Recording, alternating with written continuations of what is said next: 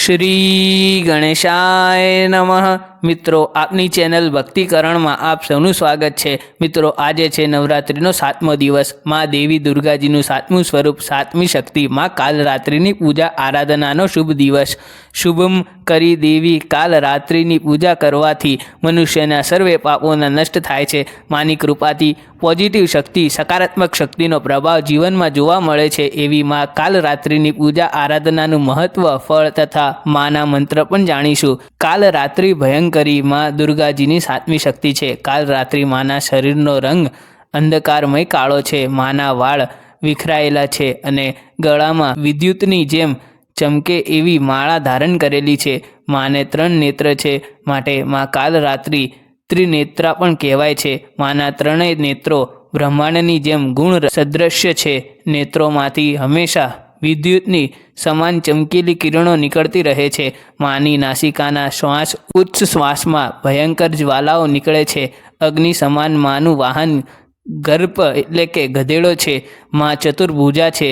4 હસ્તમાં ક્રમશ માં ભક્તોને વરમુદ્રા દ્વારા વરદાન પ્રાપ્ત કરાવે છે। માં અભય વરદાન મુદ્રામાં પણ છે અને માના એક હાથમાં લોઢાના કાંઠા છે અને માને એક હાથમાં ખડક કટાર ધારણ કરેલી છે, જેના દ્વારા એ આસુરી શક્તિઓનો નાશ કરે છે, પાપોનો નાશ કરે છે અને પોતાના ભક્તોને શુભ શાંતિ પ્રદાન કરીને અભય વરદાન દે છે।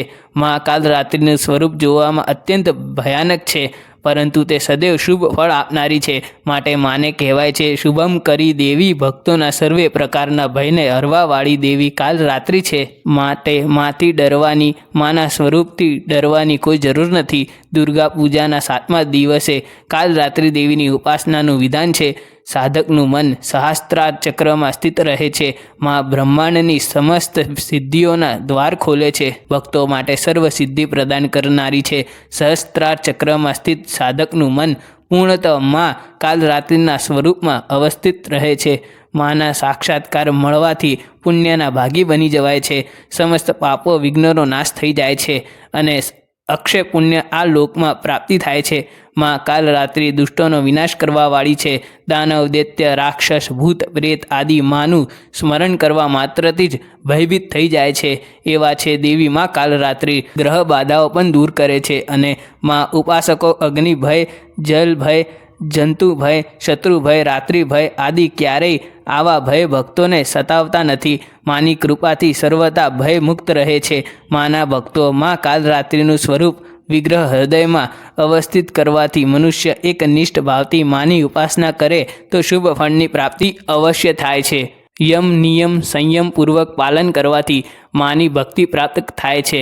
મન, વચન, કાયાથી પવિત્ર રહીને માની ભક્તિ કરવી જોઈએ। જે શુભય કરી દેવી કાલરાત્રિ છે, માની ઉપાસના કરવાથી શુભ ગુણની પ્રાપ્તિ થાય છે। નિરંતર માં કાલરાત્રિનું સ્મરણ, ધ્યાન, પૂજન કરવું જોઈએ। માં કાલરાત્રિ મમતામય દેવી છે। માં કાલરાત્રિની કથા પણ નિરાળી છે। દેવી ભાગવત પુરાણ અનુસાર દેવી કાલરાત્રિ યુદ્ધમાં ચંડ અને મુંડના વાળ પકડીને ખડગથી માએ બંનેના મસ્તક ધડથી અલગ કરી દીધા। દેવીએ ચંડમુંડના મસ્તક લાવીને દેવી કૌશકીની પાસે આવીને કહ્યું કે ચંડમુંડ નામના પશુઓનું શિર છેદન કરીને હું તમારા ચરણોમાં રાખી દઉં છું। આ યુદ્ધમાં તમે સ્વયં શુંભ અને નિશુંભનો વધ કરો। ત્યારે કૌશકી દેવીએ પ્રસન્ન થઈને દેવી કાલરાત્રિએ કહ્યું, હે દેવી, ચંડમુંડનો વધ કરવાને કારણે આજથી તમારા ભક્તગણો તમને ચામુંડા દેવીના નામથી બોલાવશે। ત્યારથી દેવી કાલરાત્રિને જ ચામુંડા દેવી કહેવાય છે।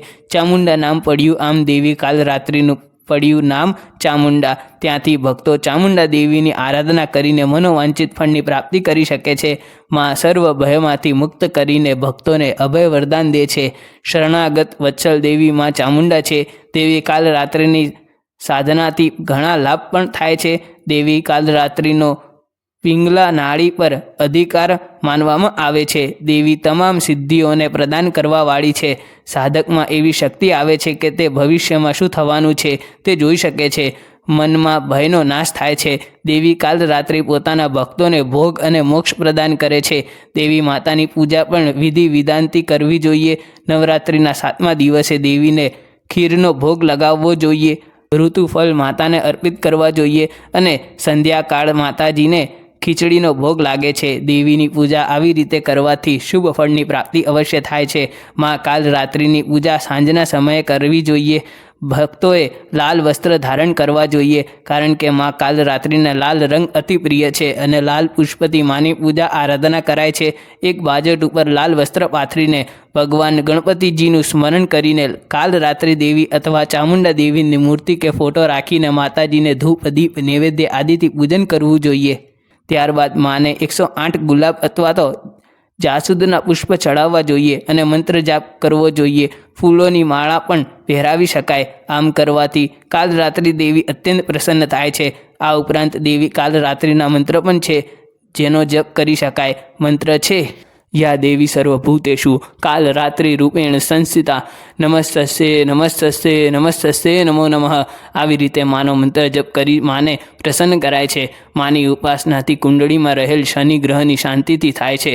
માં કાલરાત્રિ દેવી શનિ ગ્રહના સંચાલક મનાય છે. માના સ્વરૂપની પૂજા આરાધના કરવાથી શનિ ગ્રહ સંબંધિત સાડા સતી પીડા કે કોઈ પણ શનિ નડતર પીડા વિષ યોગ આદિનું શમન થાય છે. શનિદેવ દંડ અધિકારી છે. માં કાલરાત્રિ પણ દંડ અધિકારી છે. ભયાનક સ્વરૂપ ધારણ કરીને રાક્ષસોનો પાપીઓનો સંહાર કરે છે અને ભક્તોની લાજ રાખે છે. માટે માં કાલરાત્રિની પૂજા કરવાથી ભગવાન શનિદેવની પણ કૃપા પ્રાપ્ત થાય છે. માં કાલરાત્રિની પૂજા આરાધના કરીને ભક્તોએ માની આરતી અવશ્ય ગાવી જોઈએ. માં કાલરાત્રિની પૂજા કરવાથી સર્વે મનોકામના ભક્તોની પૂર્ણ થાય છે. સાથે જ જે શુભ કર્મ કર્યા છે તેનું શુભ ફળ પણ માં જલ્દીથી પ્રાપ્ત કરાવે છે. માં શુભંકરી દેવીમાં શત્રુ સંહારિણી કાલરાત્રિ દેવીની ઉપાસના કરવાથી પાપો નષ્ટ થાય છે. આકસ્મિક જે સંકટ આવવાના હોય છે તેનાથી પણ રક્ષા પ્રાપ્ત થાય છે. કાલરાત્રિ સ્વરૂપ અદ્ભુત છે. માના શરીર કૃષ્ણ વર્ણનું છે અને મા ભક્તોને કાલરાત્રિ એટલે કે કાળ ઉપર વિજય દેવાના આશીર્વાદ આપનારી દેવી છે. મહાકાલી છે. માં કાલરાત્રિની ઉપાસના કરવાથી ભક્તો હંમેશા નિર્ભય રહે છે, ચિંતા વગર રહે છે અને માં તેમના ભક્તોનું પાલન પોષણ કરે છે, સદૈવ ખ્યાલ રાખે છે એવી માં છે. માં કાલરાત્રિ એવા માં શુભમ કરી શત્રુ સંહારિણી માં દયાળુ કાલરાત્રિની જય.